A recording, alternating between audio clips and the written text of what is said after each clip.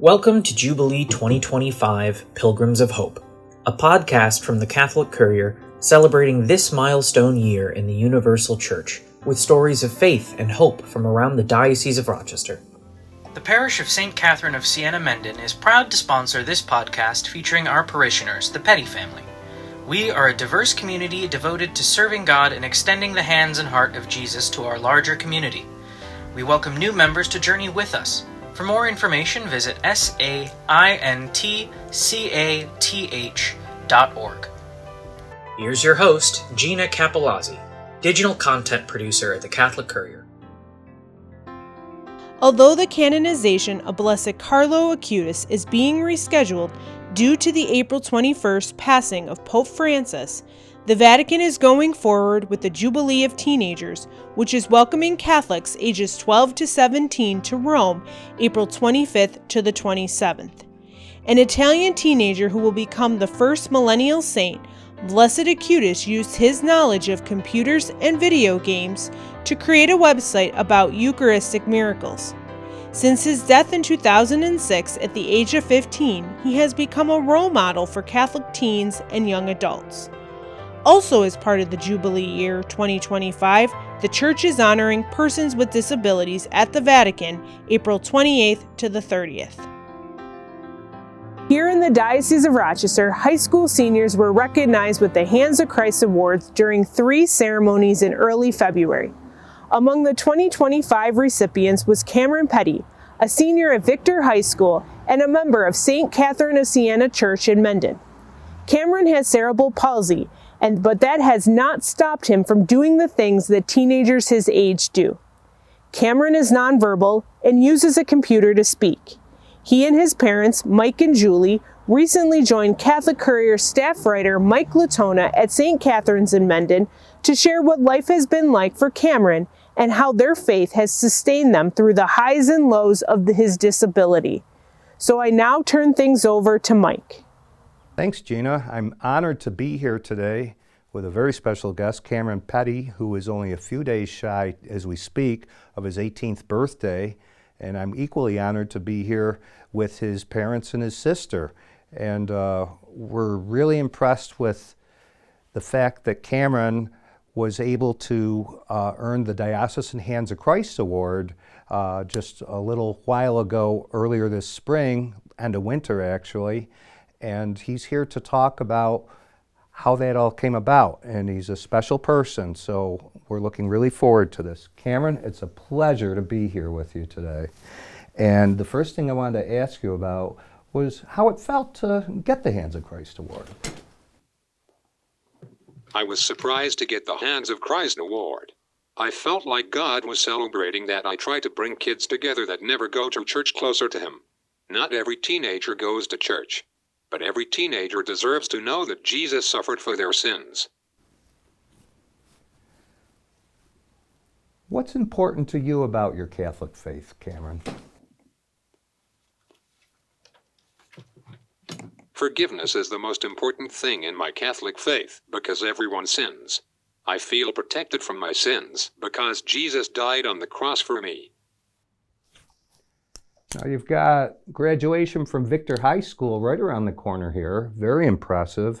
And I was wondering if you could tell me a little about your future plans.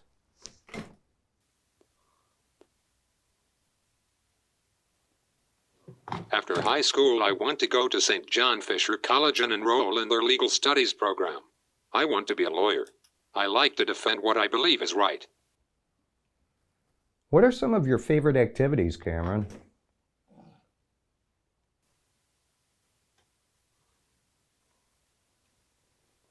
I love watching and playing sports.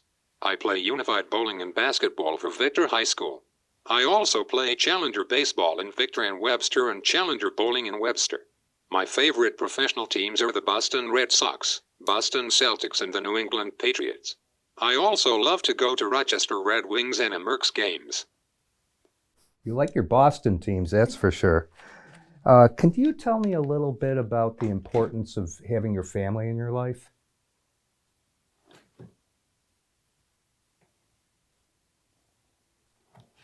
My family is important in my life because they keep pushing me to do my best. They help me to do what other kids do. It just looks a little different for me. My sister and I pick on each other, but we still love each other. I can relate. We're so impressed with all you've accomplished, Cameron.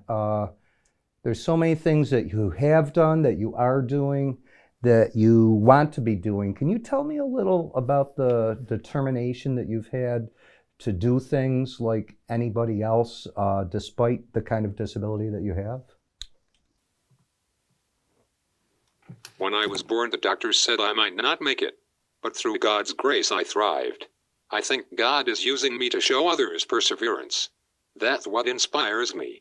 So accompanying Cameron today are his parents, Mike and Julie, and we'd like to find out a little from them about what life has been like with this wonderful person over the previous 18 years. And thanks for being here today. And I was wondering if you could both tell me a little more about Cameron's medical condition, how soon you found out, either before or after he was born, and kind of take us through the years as to what his medical life has been like. Sure. So Julie had a pretty normal pregnancy with Cameron. We were excited. We had kind of waited to figure out whether or not he was, whether he's going to be a boy or a girl. So it was a build up to that day. But when we got to the hospital, things kind of slowed down a little bit, and he ended up not arriving for like over 24 hours. Yeah, there was a long wait before Cameron finally joined us. But when I was in the operating room with Julie and Cameron came out, we could tell that there was a problem. That was the first real knowledge we had that there was a problem. And the doctors took about 20 minutes to get Cameron to breathe. And it was, amazing how many doctors kind of came in and floated in out of who knows where, but came in to help Cameron and get him going. We didn't know quite what was going on, but after 20 minutes, he became stable. And of course, we had a lot of questions for the doctors. But it was pretty universal that the doctors didn't want to really tell us at that time, what the future was going to hold for Cameron. We knew that there was going to be trouble, but we didn't know what kind of trouble. For the first 3 days of his life, too, they put him on a cooling therapy. So he was in an incubator with just a diaper on. And because of not breathing, he had a brain injury. So that's what this cooling therapy was meant to help slow down that injury. And we weren't able to hold him for the first 3 days. So the minute I was able to hold him, I just broke out in tears. Like all we could do is peek in at him. And the doctors at that time in the hospital, all they could tell us was that the brain injury was consistent with with cerebral palsy, and they didn't know what that would look like for Cameron. They didn't know what milestones or might be impacted. So as a baby, we didn't really know what he could or couldn't do. We just took it one day at a time. That's Yeah, we were in the hospital for about a month, I would say, before we were able to bring him home. And there was we were very happy to have him home and kind of in our control, let's say. We had to establish a routine like every parent has to with a young one at home. And there were challenges with that along the way. But I would say some of those, first times you have to start letting go for other people were difficult. And by that, what I mean is, there are things, different therapies and things of that nature where other experts have to come in and help you and assist you as parents. And so there's times where, you in your own routine as a parent, you get comfortable with something, but other people helping you can be scary at the beginning, quite frankly. And so that's been, I would say, something we've experienced throughout Cameron's almost 18 years so far is going off to like a pre-K type situation, and having to hand him over to another group of adults and say, here, take care of him. Cameron spent some time at Daystar, right, in Rochester. When they were still over on Lochnavar Street, I think, in Pittsford, operating out of a ranch house. Yes, I've been. And they had some wonderful, wonderful caregivers there. So he spent a good year and a half there, and that enabled us to kind of keep a semblance of like work and, a work-life balance. They used to call him the mayor at Daystar because people would come in the front door and he would be calling out to them. Cameron is nonverbal, non-mobile, but he is able to speak with the assistance of this, it's called a smart box. He does all of his schoolwork on it. So shortly after he left Daystar, he went on to CP Rochester, and that's where he did like early intervention and pre-K. And they hooked us up with a communication device, and he is right on par with his peers intellectually. So he wants to do what any 17 or 18-year-old would do. And intellectually, he is on par with them with regard to all of his schoolwork. After he left CP Rochester, he transferred into the Victor schools and went to kindergarten, and that's where he stayed. And we've had wonderful, wonderful aides and teachers, and everybody in the district has been wonderful with him. So Cameron goes to school every day? Every day, mainstreamed in a regular classroom. And he's grown up with, with a set of kids, and they understand him, and they're wonderful with him. And I was going to ask about that, what kind of social interactions he has. It's clear that in one regard he's different from everybody else in the room, but in a lot of ways he's the same, it seems. And it sounds like they treat him as an equal and not as somebody that is different. Right. Yeah, that was, one of my biggest concerns was, what does it mean for me to have a kid with special needs, to be the parent of a kid with special needs? And I think what I've come to learn is that, although I wouldn't want to see him struggle, we don't want to see anyone struggle. What I've noticed is how many people kind of come toward Cameron, flow toward him naturally, want to help, want to assist. Or just engage. And just engage with him. And so, I was mentioning before how we've had to give up a little bit through the raising of Cameron, of other people coming into his life, and kind of letting go and letting him become his own individual person. And it's been, I think, really interesting to see how many people are willing to step into that space and help him out, help us out. I think it's helped form who he is today in a lot of ways. I remember a particular time where Cameron came home from school, and I don't know, it must have been 6th or 7th grade, and he said, "Dad, I want to run for class president." And I remember thinking, in my own life, I would never want to do such a thing. But how could I hold that back from someone who does want to do it? And so Cameron ran and pulled together a team and did all the work required, and he ended up being named the president, elected as the president of one of his 7th grade class.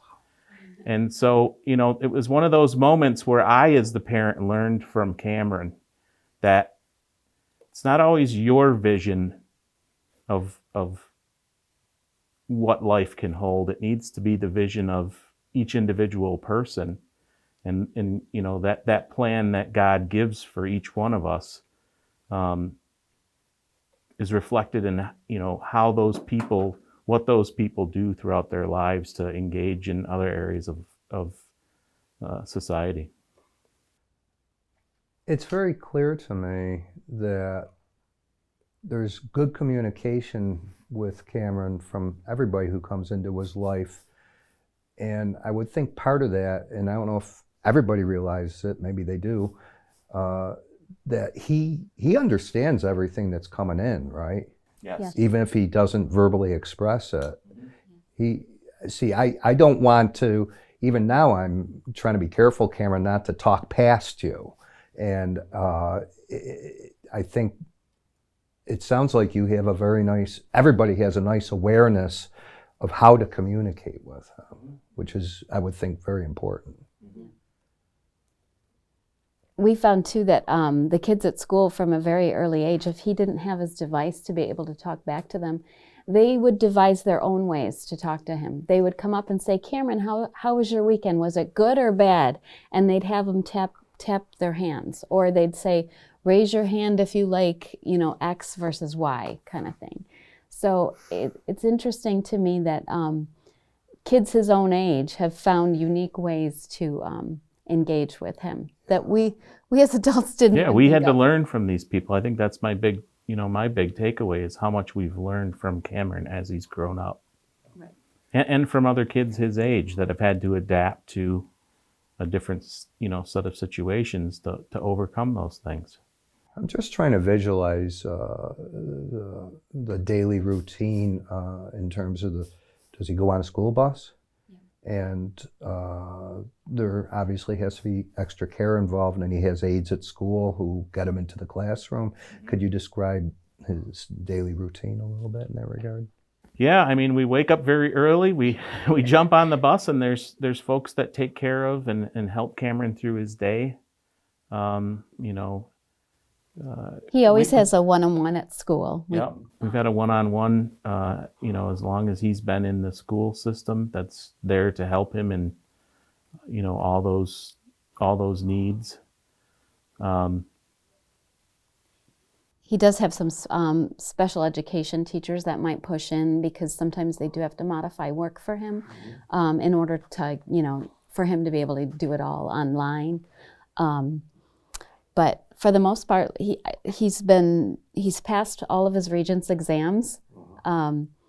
He's gonna get a Regents diploma in June, and he's able to do all of his schoolwork. It's amazing what he's able to do. Yes, he was absolutely adamant about getting that Regents diploma, and he wants to really show that people who have disabilities are able to fit into society in their own way, and they shouldn't be unchallenged. They need to be challenged so that their life is as typical as it possibly can be. And so there's always that balance that needs to be struck. Again, what he wants to do with his life and what he's done with his life so far has made us very proud as parents, but it's also exactly what we would expect out of any human life. You get to choose what you do and the paths that you take. And sometimes they look a little bit different. Sometimes they're on 4 wheels, not on 2 legs. But we get there through perseverance, deciding what we want to do, setting goals for ourselves, and working hard to get there. Could you tell me a little bit, I think you've told me a lot about the highs. There have to be tough times too. What are some of the tough times? Well, we just went through a pretty tough time. He has a pump in his body that delivers medicine to him to help with the tone in his legs because he tends to get really tight. And he's had that for 7 years. And so recently we had to go have that replaced because the battery wears out. So we did that in February, thinking it's just a routine surgery. Well then, as a result of that, he ended up having a spinal fluid leak after we got him home from the hospital. So then we had to take him back to have that taken care of because the medicine goes from this pump through a line into his spinal column. So we no sooner got that fixed and he came home and started having fevers, pretty high fevers. And so we went back and the pump ended up being infected. So in the span of about 4 to 6 weeks, He's had 3 surgeries. We're just getting back to normal health, being able to go back to school, catching up on schoolwork, and and this is trying to finish out his senior year. Yeah, and it's in his senior year, and he had there's of course of all sorts of fun things that happened during his senior year, and unfortunately Cameron had to miss a senior trip out to Boston, which I'm sure he would have really enjoyed. Oh, Boston. Yeah. So he was, troubled by that, but Health comes first. Health comes first. And so as I'm having such a hard time with all of this, and was quite emotional over the last few weeks, he's the one who told me, trust in Jesus. Jesus has a plan. So he's guiding you. He's guiding me. Along the lines of his faith and your family's faith, do you go to both Transfiguration and St. Catherine's since they're clustered? Yes, yeah. Could you tell me a little about Cameron? I know we've talked about his involvement at public school, but what has he done in the parishes that may have led to his being given the Hands of Christ award? Yeah, so he's just participated in youth group and in all of the sacrament preps. He's a big supporter of anything he loves to volunteer, I guess is what I'm trying to say. He was inducted in his National Honor Society last year, and as part of that, he's had to do some volunteer work. He's worked as a greeter, I think, last year at some church functions at Transfiguration, and he also belongs to a group called Young Life in Victor, which one of his aides at school runs, and so it's sort of like a Bible study for the high school, for the teenagers. And he's been to Young Life camp last summer, which he absolutely loved, and he was able to do some rafting. What else did he do? What is that? Parasailing. Cameron went parasailing with his mom, which was pretty amazing. I wasn't holding on to him. His aide was holding on to him up in the parasailing, but then I was able to parasail as well. So he was able to do things that he's never been able to do. He's just my really religious kid. He has a very strong faith, and I hate to say this, but stronger, I think, than mine and my husband's. And my father has a very strong faith, as did Mike's mother. And so I think he's emulating them in a lot of ways. I can't even begin to picture how you're all going to feel on graduation day. Yeah, it's going to be a very important day. Again, all those people that have helped along the way have gotten him to this place of, accomplishing something that's real and important. It's going to be very meaningful to him, but I think it's going to be very meaningful to us because, I remember back to those first few minutes after he was born to kind of take us back, and things weren't looking so hot then. The doctors couldn't really tell us. In fact, they told us, in those moments that you better go see him and spend as much time as you can because he might not make it. Right. And so a difficult thing for any parent to hear in that moment where you're expecting joy, you're expecting all sorts of wonderful things. But I've said this a lot recently. I can't imagine a life any different than the one we have now. And it would have scared me to think about it when Cameron was born, but now I'm glad I have it. It's been a great learning experience. And we're never done learning. People from the outside looking in may think that what you've had put on your plate is a burden. all I've heard from you the whole time is what a blessing he is. Maybe you could talk about that a little bit. Yeah. He's brought people into our lives that we probably never would have met. Some wonderful, wonderful people.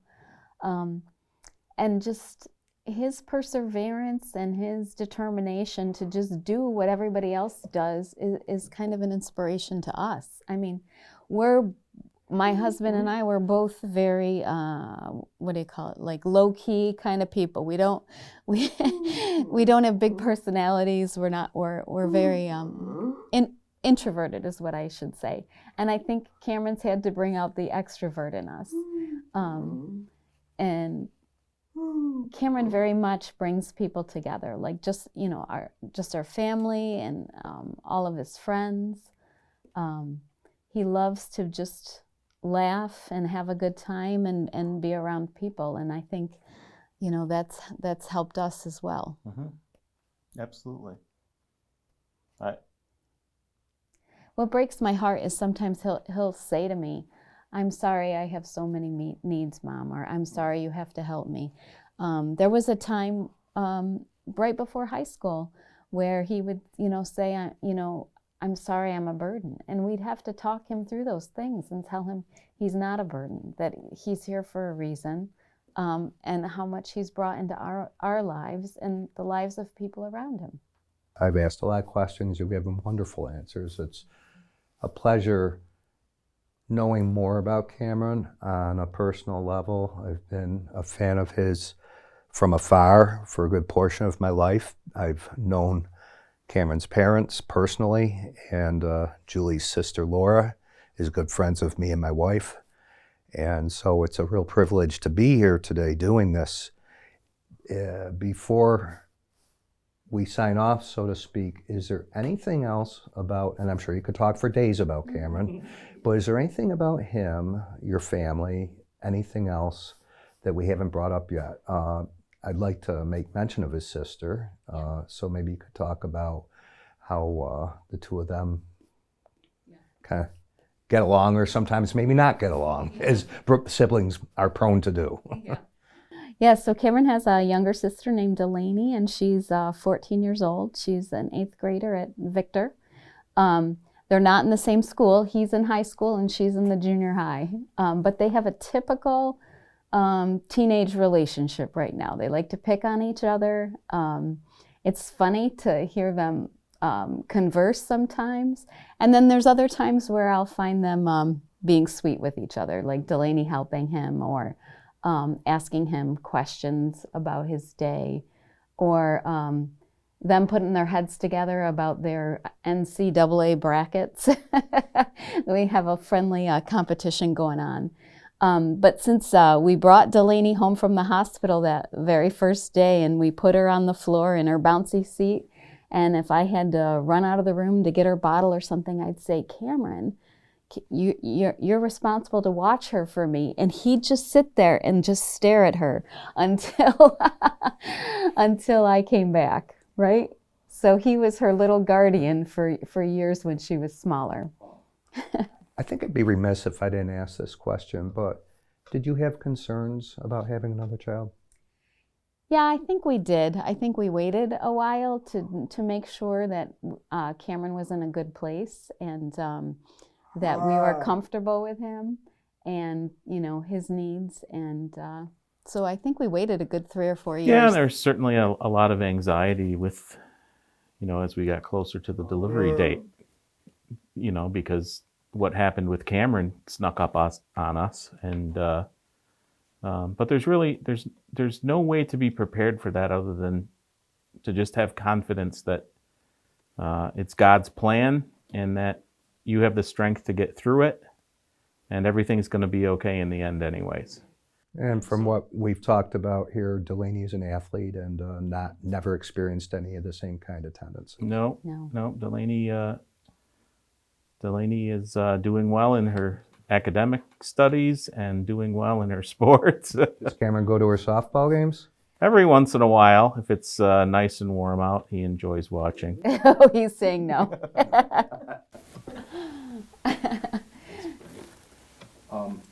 I have nothing else, but again, we could talk for hours and hours and hours. We're friends from a long time ago, and it's really been an honor to be here today and have this conversation. All right, thank you. Thank you for joining the Courier's Jubilee 2025 Pilgrims of Hope podcast. You can learn more about Jubilee Year 2025 by clicking on the links in the description below this video. Or if you're listening to the audio-only version, you can find the links in the description below your podcast player. We'll have another episode for you on May 22nd.